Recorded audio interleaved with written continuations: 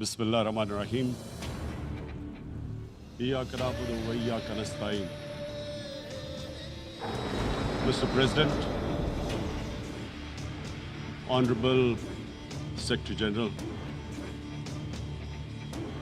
Excellencies,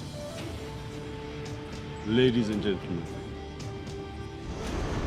I feel honored today to represent my country at this forum of world leaders, where we have a chance to discuss problems that the world is facing.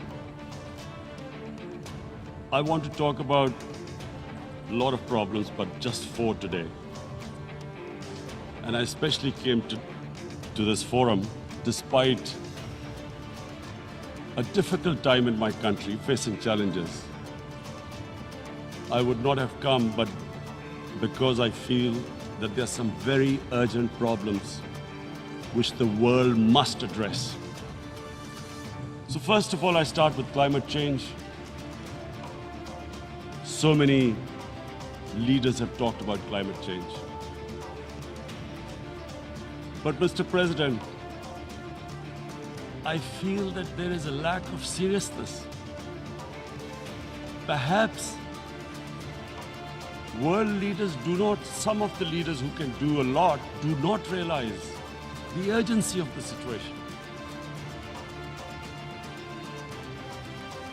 We have a lot of ideas, but as someone said, ideas without funding is mere hallucination.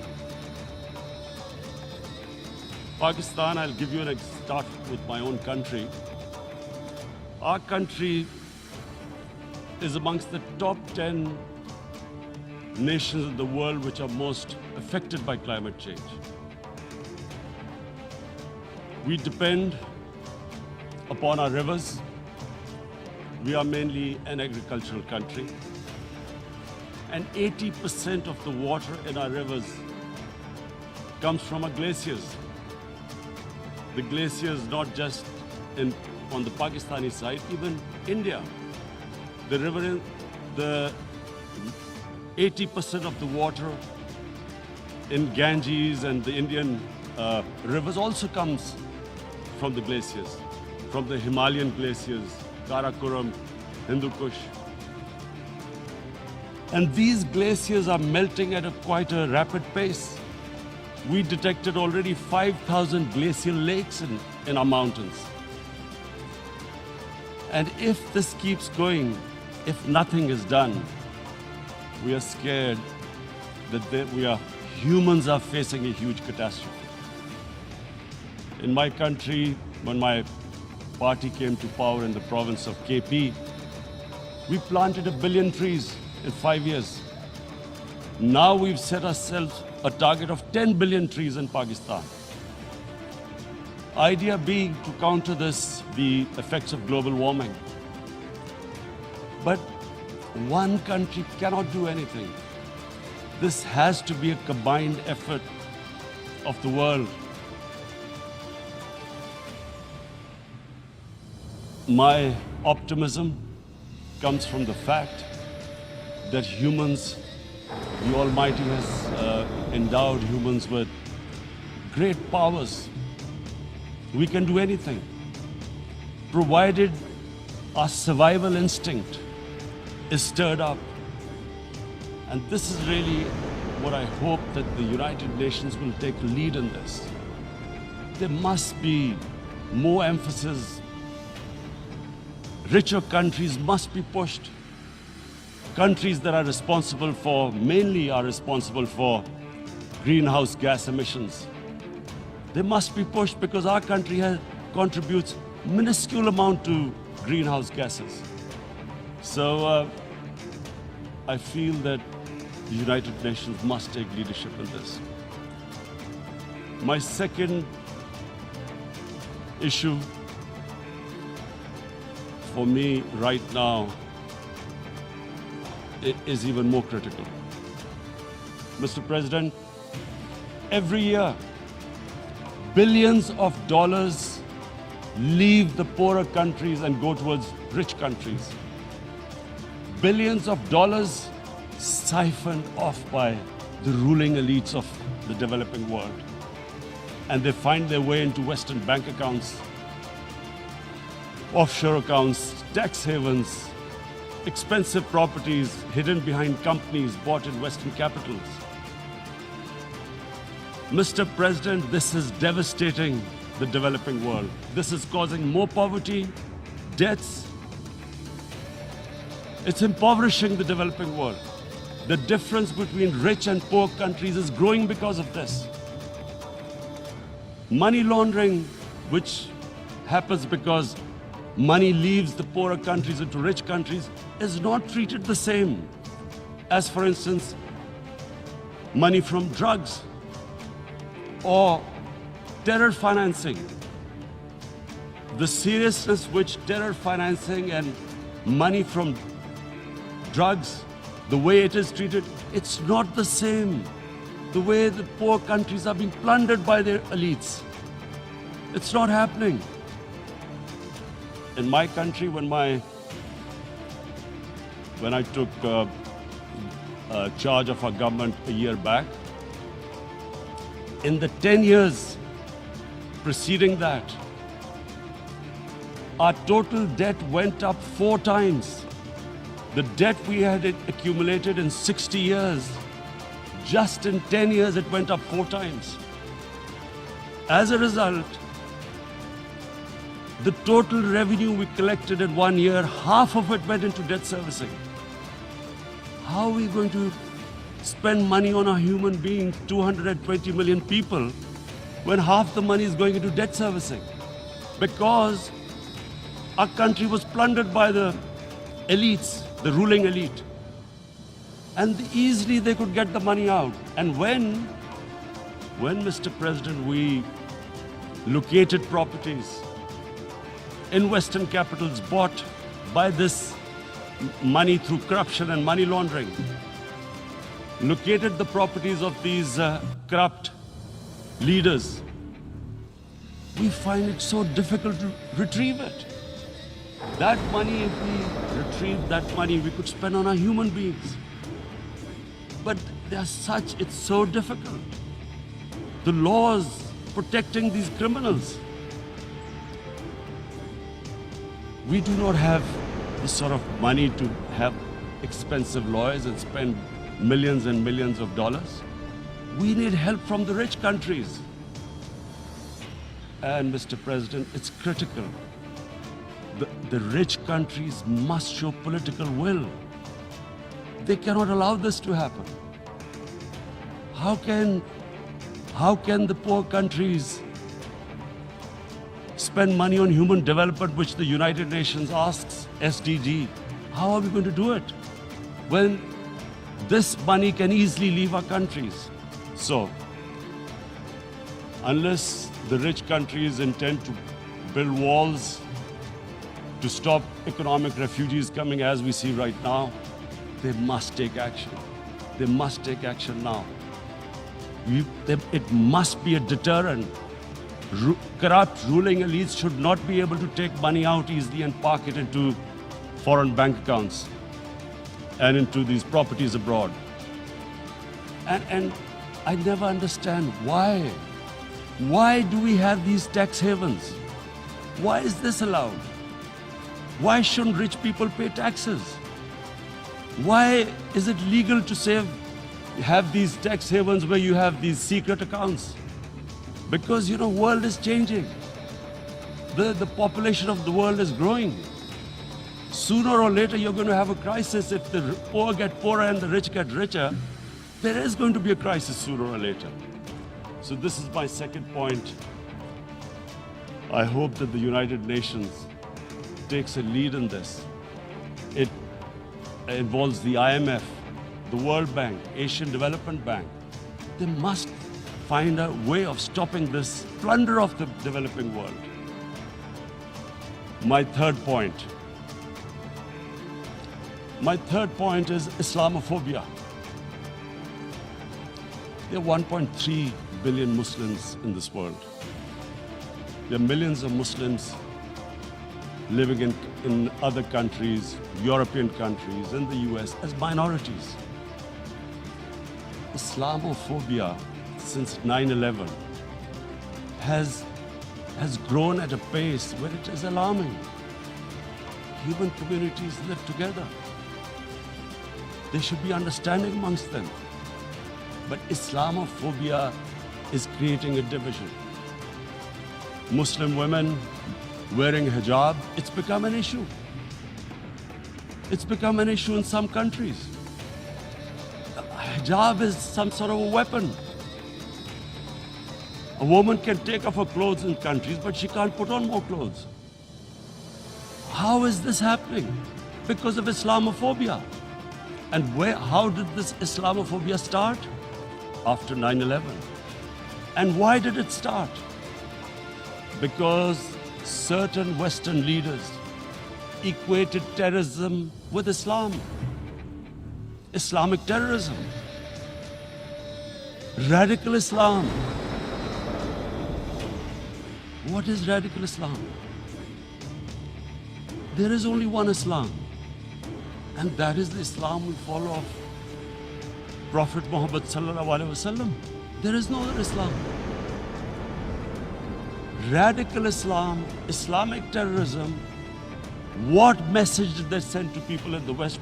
And why is there Islamophobia? How is a person in New York, in the Midwest, in the US, in European capital, how is he going to distinguish between who is a moderate Muslim and who's a radical Muslim? Because terrorism has nothing to do with any religion.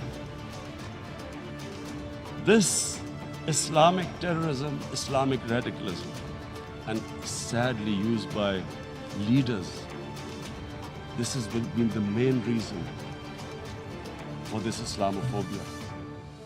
And it has caused pain amongst Muslims. We in Muslim countries watch this Islamophobia traveling abroad, and it's getting worse. And may I just say, Mr. President, that in European countries, it is marginalizing Muslim communities. And we all know that marginalization leads to radicalization. Some of the people who end up as militants in Syria and other places were from marginalized Muslim communities. And my point here is that we must address this issue. I'm sad to say that we Muslim leaders have not addressed this issue either. After 9/11, when this thing came about war against radical Islam, rather than Muslim leaders trying to explain to the West that there is no such thing as radical Islam, in all human communities, they are radicals. They're liberals and rest are moderate. All human communities, Christians, Jews, everyone has it.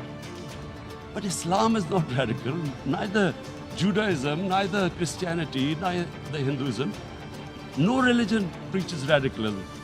The basis of all religion is compassion and justice, which differentiates us from the animal kingdom. But unfortunately, the Muslim leadership was so scared of being called radical Islam that all of them became moderates. In Pakistan, we were in the eye of the storm, and our government coined a phrase called enlightened moderation. No one knows what it meant, but everyone started putting on Western suits that they were moderates, started speaking. Even those who didn't know English would speak English because they were moderates. No one had a clue what it was, because we in the Muslim world did not explain to the West that there is no such thing as radical Islam. One of the reasons why after 9/11 Islam was supposed to be equated with terrorism was suicide attacks. Because the 9/11 bombers did a suicide attack, all sorts of theories came up that the Muslims are involved in suicide attacks because they will get virgin in heavens. Some came up with, what about women? Suicide attackers. So this bizarre thing happened. No one explained. Suicide attacks and Islam were equated. No one did research that before 9/11, the majority of suicide attacks in the world were by Tamil tigers, who were Hindus. No one blamed Hinduism, and quite rightly. What has Hinduism got to do with what desperate people were doing in Sri Lanka? We all know about, we've seen films about Japanese kamikaze pilots at the end of the Second World War doing suicide attacks. No one blamed the religion. But here we were trying to prove we were moderates and not explaining to the West. But the most important thing I wanted to say here today, in explaining this Islamophobia, Mr. President, and I feel it's very important because I've spent, because of I played professional sport in England, I spent a lot of time there. So I know how the Western mind works and how West views religion. So where the misunderstanding about Islam came. And one of the reasons it caused Islamophobia. That was, in 1989, this book was published, maligning, insulting, ridiculing our Prophet Muhammad sallallahu alaihi wasallam. And there was a reaction in the Muslim world. The West couldn't understand what was the problem. Because in the West, because I have spent so much time in the West, religion is perceived completely differently. They don't look upon religion like we do. And so Islam was supposed to be an intolerant religion. It was against freedom of expression. And Islam took a real beating 30 years ago. I still remember it became a watershed. And every 2 or 3 years, someone would malign our Prophet, peace be upon him. There would be a reaction by the Muslims. And again, it was Islam, an intolerant religion. Again this time, I blame a certain section of the people in the West who deliberately provoked this, knowing the impact it would have. But the majority of the people in the West didn't understand. This is where, again, Muslim leadership let the Muslims down. We should have explained to them what our Prophet, peace be upon him, means to us. So in 1 minute, I'll try and explain what he means to us. Our Prophet was the witness to the divine book, the Holy Quran. The Holy Quran is the book of guidance for Muslims, and the Prophet's life was living the Quran. He was an example of what the Quran guided us to be. So he is the ideal we all try to get to. The Prophet created the state of Medina, the first state in Islam. That state was the basis of a Muslim civilization which became the predominant civilization for the next 700 years. And what was that state? I hear such strange things about Islam, that it is against women, it's against minorities. The first state of Islam in Medina, it was the first time a welfare state was set up. The state took responsibility of the weak, widows, orphans, poor people, handicapped. It taxed the rich, spent the money on the poor. The state announced that all human beings are children of Adam, hence equal, whatever the color of their skin. The state announced, the Prophet announced that, and slavery, the whole system depended on slavery as it did for many years in the Western societies. The Prophet said that one of the greatest deeds is to free a slave. But because the society depended on slavery, he said, but if you have to treat them as an equal member of the family. And as a result, something happened in a Muslim world which hasn't happened in any other civilization. Slave dynasties appeared. Slaves became kings. The Mamluks, slaves who ruled Egypt. In India, there were slave dynasties. And then, with minorities, again, you hear that Islam is supposed to be against minorities. Let me just make this clear. In Islam, the Prophet announced that everyone was free to practice his religion. It was a sacred duty to protect the places of worship of all religions. He announced that every person is equal in front of law, whatever his religion or his color.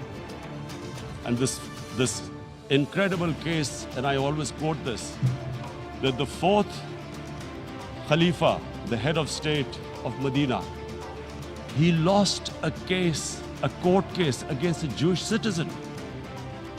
So, number one, it showed there was a rule of law, no one was above law. And number two, that a Jewish citizen was an equal citizen. So, Mr. President, when a Muslim society is unjust to its minorities, it is going against the religion of Islam and our Prophet, peace be upon him. So, it is important to understand this. The Prophet lives in our hearts. When he's ridiculed, when he's insulted, it hurts that as we human know, we human beings understand one thing, the pain of the heart is far, far, far more hurtful than physical pain. And that's why the Muslims react. And I always thought that if I ever had the stage, I would try and explain this to the world community, especially to the Western community, because having lived in the Western community, people didn't understand this. When I first went as a teenager to England, there was a comedy film on Jesus Christ. It's unthinkable in Muslim society. So we need to explain that, look, in a human community, we must be sensitive to what causes pain to other human beings. We have, in the Western society, and quite rightly, the Holocaust is treated with sensitivity because it gives the Jewish community pain. That's all we ask. That when do not use freedom of speech to cause us pain by insulting our Holy Prophet. That's all we want. And now, the number fourth point, Mr. President, and this is the most critical point, is the reason why I especially came here. It is about what is happening in Kashmir. Before I go on this, I want to make one thing clear. That when we came to power, my first priority was that Pakistan would be a country which will try its best to bring peace. We had been through this war on terror. We joined the United States war on terror after 2001. And Pakistan went through one of its worst periods where 70,000 Pakistanis died and over 150 billion was lost to our economy. And Mr. President, I opposed the war because in the 80s, Pakistan had joined the Western countries in what was the freedom struggle then in Afghanistan against the Soviets. And it was funded by the Western countries. These Mujahideen groups, which were treated in guerrilla warfare, were trained by Pakistan Army, funded by the Western countries and especially US, and they waged what was a freedom struggle in Afghanistan. The Soviets called them terrorists. We called them freedom fighters. 1989, the Soviets retreated. The Americans packed up and left. Pakistan was left with these groups. Come 9/11, Pakistan joined the United States in this war on terror. And now our government was supposed to, the reason why I opposed joining this war, because here we had indoctrinated them in jihad, meaning freedom struggle against foreign occupation. Now, because we had joined the US and the US had occupied Afghanistan, now we were supposed to tell them that no, this is not freedom struggle and jihad, it's terrorism. So that's why I tried to tell then government that, stay neutral, because you will have leverage over them. You will be able to control them, but if you join them, you become collaborators and they will attack you, which is what happened. They turned against us. We went through a nightmare. 70,000 people killed in a war we had nothing to do with. No Pakistani was involved in 9/11. Taliban were in Afghanistan. Al-Qaeda was in Afghanistan. What had we to do with it? 70,000 Pakistani died. So when we came to power, we decided that we would dismantle what was left of these groups.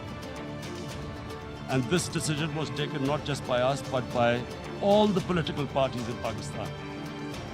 Unfortunately, they didn't implement it. So we came to power, we decided to implement it, and we dismantled whatever was left of the groups.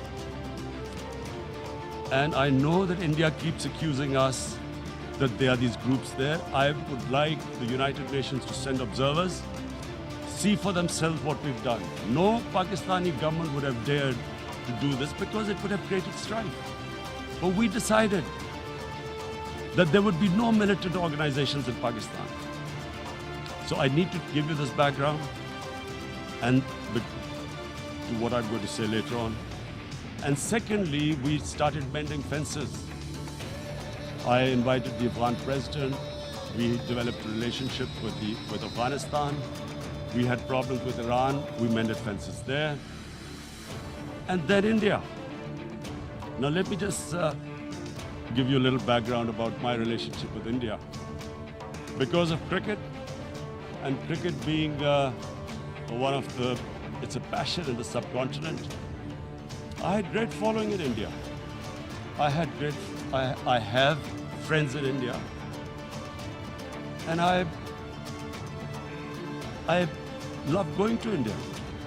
So immediately, when my party came to power, the first thing we did was to immediately reach out to India. And I spoke to President Modi and I said, look, we have similar problems. Climate change, poverty, let's get together. Let's resolve our differences through trade. Let's build a relationship on trust. Prime Minister Modi told me that, there were terrorist attacks from Pakistan. I said, we have problems with you. There are terrorist attacks which we know are instigated by India in Balochistan. We caught a spy, Kulbhushan Yadav, who admitted what the sabotage going on in Karachi and Balochistan. So we said, look, let's leave that behind. Let's move forward. Our main priority should be our people. The highest number of poor people live in the Indian subcontinent. Unfortunately, didn't make any headways. Our foreign minister was supposed to meet on this in the UNGA last year. India cancelled it. We thought that it's their election coming up. It's a nationalist, ultra-nationalist party. It doesn't want to cozy up to Pakistan. So we thought, okay, we'll wait till the elections. Meanwhile, a 20-year-old Kashmiri boy, whose father said was radicalized by the security forces at Kashmir, blew himself up on an Indian convoy. Immediately, India blamed us. I I spoke to the Indian public on television. I said, if you give us any iota of proof, we will immediately take action because we've clamped down on these groups. Rather than sending us any proofs, they sent their jets in, they bombed us. We retaliated. A jet, 2 of their planes were shot down, 1 pilot bailed out in Pakistan. We immediately returned the pilot, saying that, look, we do not want any escalation. Rather than taking that as a peace gesture, the entire campaign, almost the entire campaign of Mr. Modi in the election was how he had taught Pakistan a lesson that jets had killed 350 terrorists. Complete lie. They had just killed about 10 trees of ours, which was quite painful given that we are growing all these trees. He then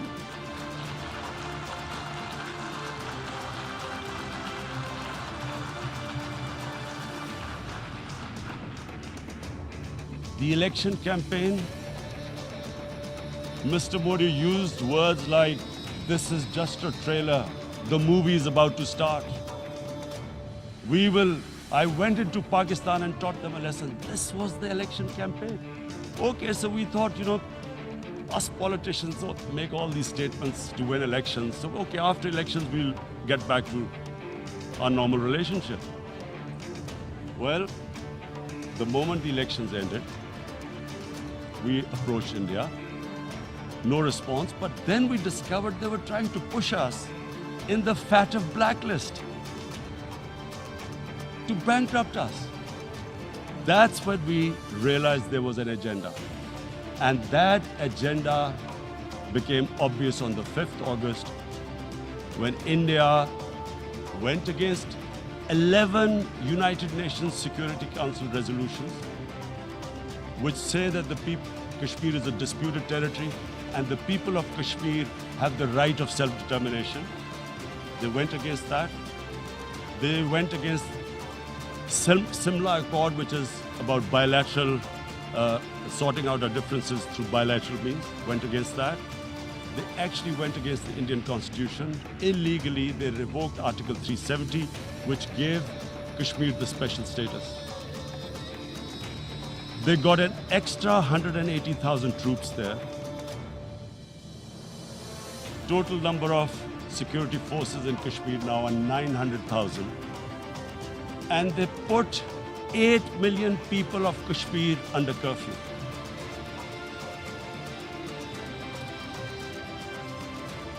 Mr. President, now I just briefly want to make the people understand how can anyone do something like this? And for that, I have to explain to you what is RSS. RSS, Mr. Narendra Modi is a life member of RSS. RSS was an organization that was inspired by Adolf Hitler and Mussolini, came about in 1925. They believed in racial purity, racial superiority. They also believed they were an Aryan race like the Nazi believed they were an Aryan race. All that I'm saying can be verified. This is the time of information revolution. You can Google all this, what I'm saying. But it is very important for me to explain this to you so you know what is happening in India. This RSS believed in the ethnic cleansing of Muslims from India. At one point, there was racial superiority of the Hindu race.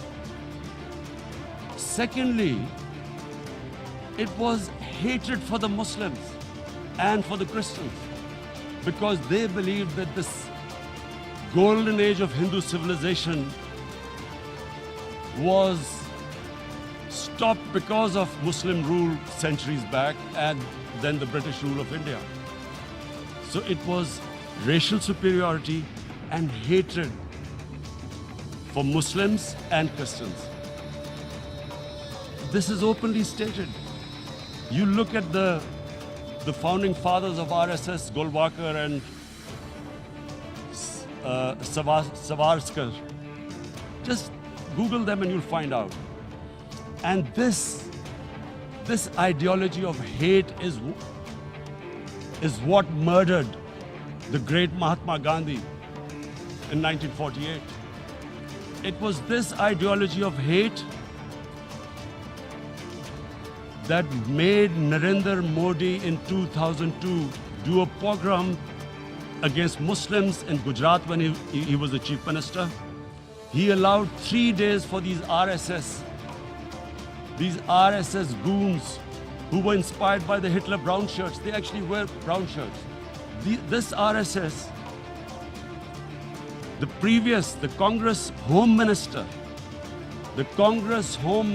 gave a statement that in RSS camps, terrorists are being trained. And these terrorists butchered 2,000 Muslims and 150,000 Muslims were made homeless.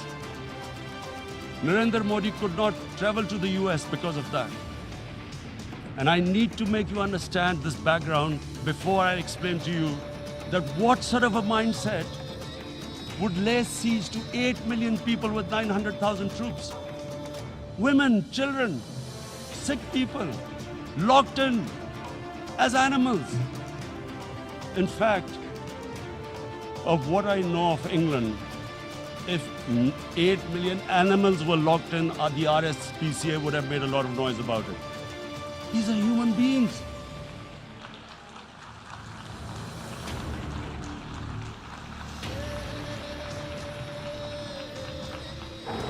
And Mr. President, what comes with racial superiority, these illusions of Aryan superior race, is arrogance. The two go together. And it's arrogance that makes people make mistakes and do stupid things. Cruel things like what Narendra Modi has done. It's sheer arrogance. And it's arrogance that has blinded him from the fact that what is going to happen when the curfew is lifted. Has he thought about it? This hasn't been thought through. What is he going to do when he lifts the curfew? Does he think that people of Kashmir will quietly accept the status quo because India has changed the constitution and taken away the special status? They'll accept that? Mr. President, 100,000 Kashmiris have died in the past 30 years because they were denied the right given by the United Nations, the right for self-determination. 100,000 have died and 11,000 women have been raped. There are 2 United Nations human rights reports on this. The world hasn't done anything because India is a huge market, 1.2 billion people. Sadly, the material prevails over the human. But this has serious consequences. Again, I repeat, that's why I'm here. Look, what is going to happen when the curfew is lifted will be a bloodbath. The people will come out. There are 900,000 troops there. They haven't come to, as Narendra Modi says, he's done this for prosperity of Kashmir. This is supposed to be for the development. These 900,000 troops, what are they going to do when they come out? There'll be a bloodbath. Has he thought it through what happens then? Mr. President, has anyone thought that what happens when there is a bloodbath? What do you think the impact will have on people of Kashmir? What do you think they will think? The way they have been boxed in their houses, treated like worse than animals, no rights. Thousands of all the political leadership has been arrested, taken out of Kashmir. Even those Kashmiri leaders who were pro-India have been taken out. 13,000 boys have been picked up and taken to God knows which destinations. So what do they think? What will the people of Kashmir do when they lift the curfew? They will be out in the streets. And what will these soldiers do? They will shoot them. They've already used pellet guns, blinded young boys. In the last 6 years, the 5 years, the oppression that has gone on in Kashmir. And so, Kashmiris will be further radicalized. Mr. President, there will be another Pulwama. And guess what? India will blame us. They're already blaming us. They're saying all this is happening because of Pakistan. One of their defense ministers said, there are 500 terrorists lined up on the border to go in. Why would Pakistan send 500 terrorists when there are 900,000 troops? What impact are they going to make? What will they do? And why would? Don't we know that the moment there is some terrorist attack, all that will happen is there will be further cruelty and oppression of the people of Kashmir. We will just give the 900,000 troops to further crush the people of Kashmir. And then we'll give the Indian government an excuse that, look, Pakistan is a terrorist state, and this mantra that has gone on, Islamic terrorism. The moment you use this catchword, Islamic terrorism, the whole world turns away. No one talks about human rights. You can do whatever you want, which is what has happened in Kashmir, because they keep using this word, Islamic terrorism. And this is what they're doing right now. What do we benefit from further increasing the cruelty on the people of Kashmir? And why would we want this? But there is no other narrative left for India. As when they lift the curfew, whatever happens, Pakistan will be blamed, and there is always a danger of another Pulwama. They might come and bomb us again, and then another cycle might start. And what does Narendra Modi think? That 180 million Muslims of India are thinking right now.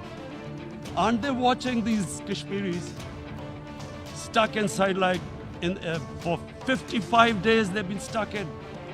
Aren't they watching? What do you think? Don't you think that the Muslims will be radicalized in India? And I'm talking about 180 million people. And when they get radicalized, there will be some incident in India somewhere down the line. Again, we will be blamed. And I'm warning you right now, again we will be blamed. And Mr. President, what about 1.3 billion Muslims who are watching this? And they know that it is only happening in Kashmir because they're Kashmiri Muslims. This is not happening to Kashmiri Hindus. They know that this is happening because of their religion. So what do you think they will be thinking? What do you think the Jewish community would think if they were, forget 8,000 Jews stuck like this? What do you think Europeans would think? What do we think? I mean, any human community, if their members are stuck like that, what do you think they will think? Are we a children of a lesser God? Is it not going to cause us pain? And then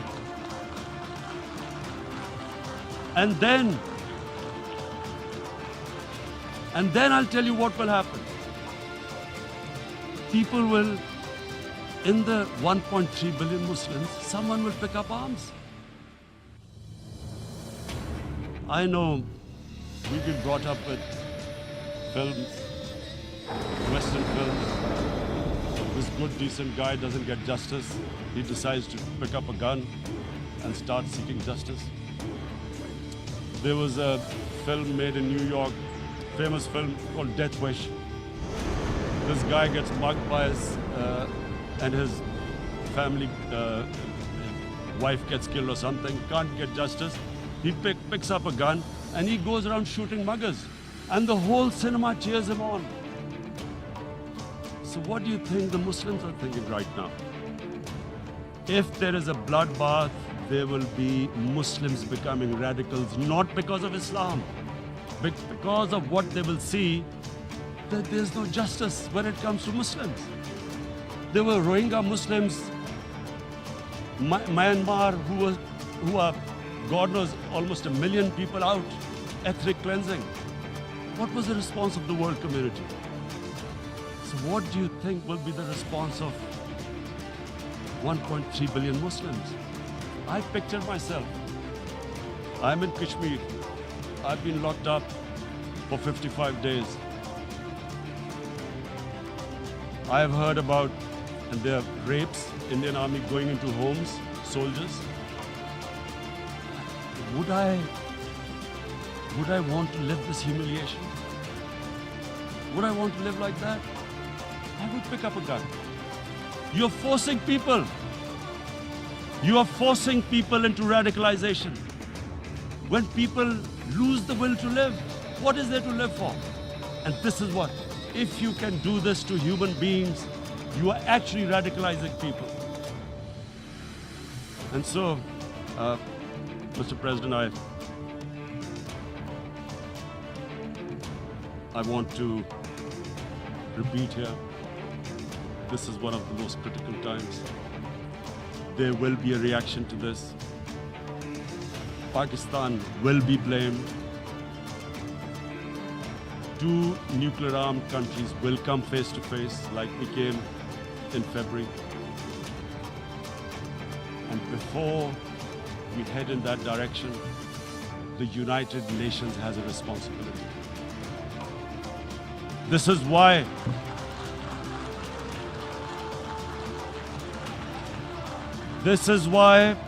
the United Nations came into being in 1945.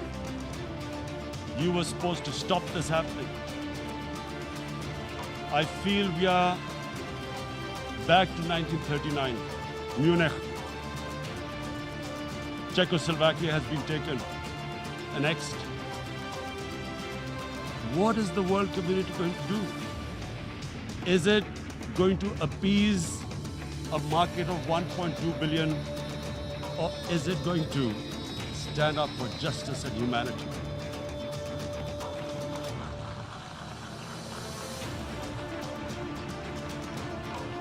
If this goes wrong, you hope for the best, but be prepared for the worst. If a conventional war starts between the 2 countries, Mr. President, if a conventional war starts, and anything could happen, but supposing a country 7 times smaller than its neighbor is faced with the choice, either you surrender or you fight for your freedom till death, what will we do? I ask myself this question. And my belief is, La ilaha illallah, there is no God but one. And we will fight. And when